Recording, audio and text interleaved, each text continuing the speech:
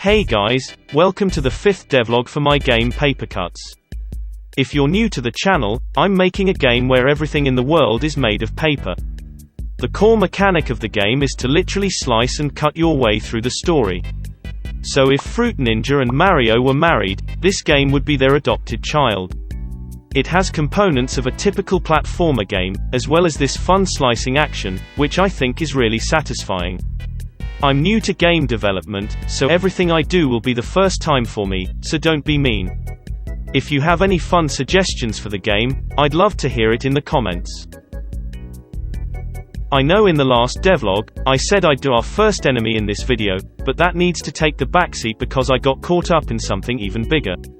Long story short, I thought the game was a bit too plain for you guys to look at when I make these devlog videos. So I opened up Sprite to draw some decorations, like trees, grass, and a background. But I was stuck. I wasn't sure where to even begin. I realized the art style I had was a little too detailed and complicated for my experience level with pixel art. I drew the character and the tile map, sure, but it was a little too hard for me to keep up with that level of detail. I used way too many colors, added shading in random spots, and overall, I drew all this by chance because I had no idea what I was doing. So now, I'm having a hard time drawing new stuff to match that art style. So I put everything on hold and decided to redo the art style for the entire game, into a 2-bit kind of style to keep it really, really simple. I'd rather have a consistently average looking game, than a game with broken arts that I know I will struggle to keep up with. So the lesson here: keep it real simple for your first game, or you'll end up redoing everything, or worse, feel discouraged and quit. Lucky for me, it's still early for the game, so all I had to redo was just the tile map for this grass biome, and a couple of character animations. I'm really glad that I realized this before it's too late and end up having tons and tons of sprites to redraw. Except for the art stuff, all the code stuff that I've done in the last few devlogs are kept the same. So that's the wall jump, camera follow, raycast movements, and hero flipping. So the first thing I redraw was the tile map.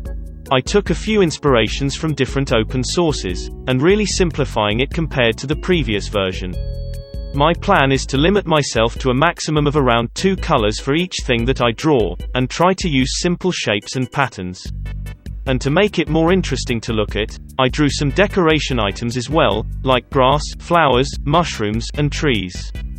Right now, these decorative items are just static sprites, but later on, I will make them interactive so when the player runs past the grass for example, it gets blown around to make the world much more immersive. Next, I wanted to revamp the whole attacking system.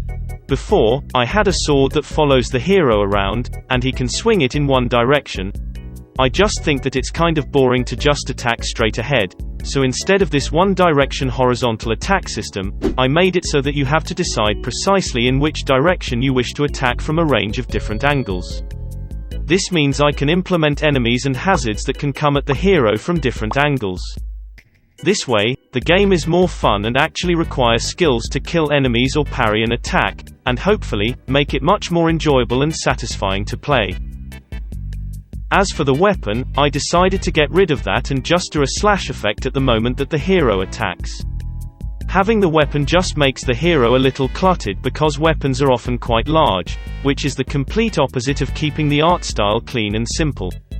Plus, the slash effect looked great, so I'm quite happy to have this over actual weapon sprites.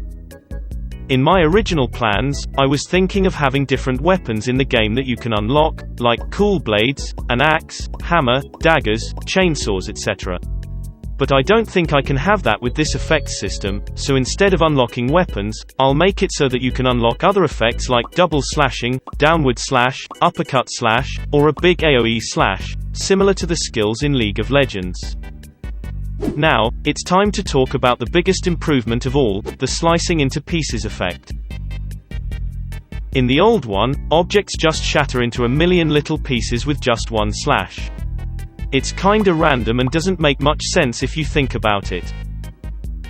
So in this new one, you create one cut per attack, and it is dictated by the direction that you aim it. This way, you really get to cut the pieces however you want, and wherever you want.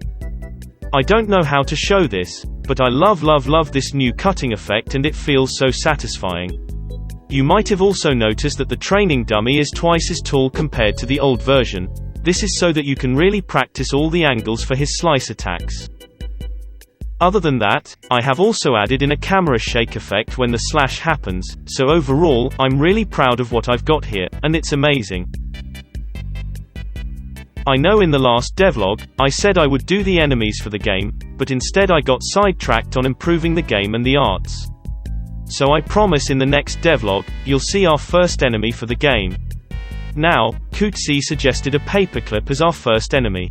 That's kind of a good idea, but after giving it a second thought, I don't think that's a good one for the grass biome, but definitely a good one for another biome later on. So in the next devlog, I will probably do something easy and common and make a slime enemy. Not the most original enemy ever, I know, but what do you think? That's pretty much it for this video. Thanks for watching, and I'll see you in the next devlog. Bye.